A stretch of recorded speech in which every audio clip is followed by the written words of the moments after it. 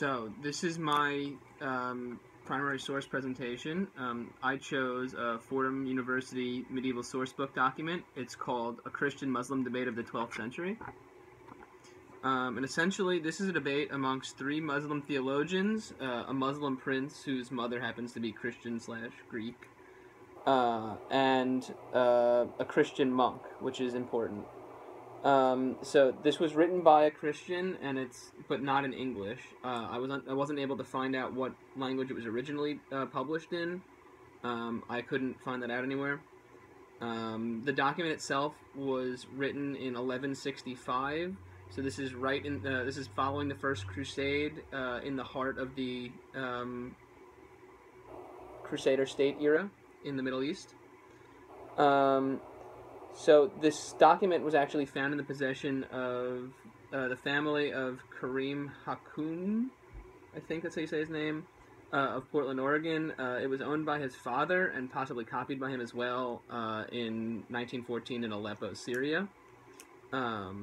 So it's unknown really where that document was before that, but we know we can at least trace it back to there.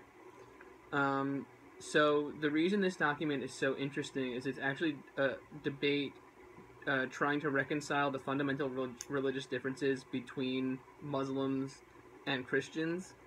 In this case, it was a Christian monk, so it's slightly different circumstances, but still.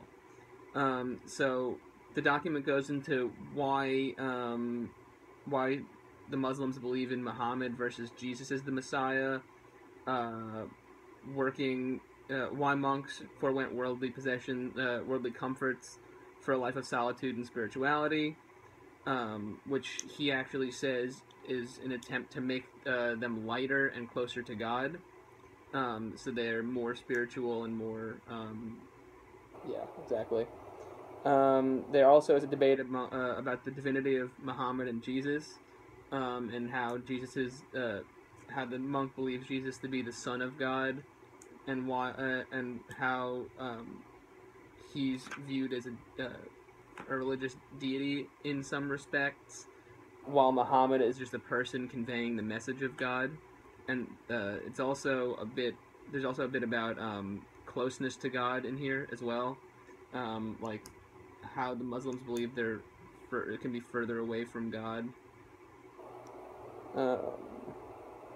Also, there's also kind of, at the end, there's a whole thing about a little bit of tension between the Muslims and the monk, especially specifically one of the Muslims, and he actually states that non-believers go to hell, and anyone who associates them will burn themselves, and that Satan speaks through the mouths of Christians, and then this man was not a tolerant person.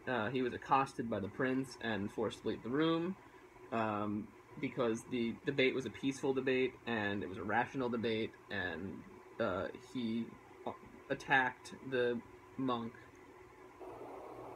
who didn't actually attack the Muslims in any way on their religion.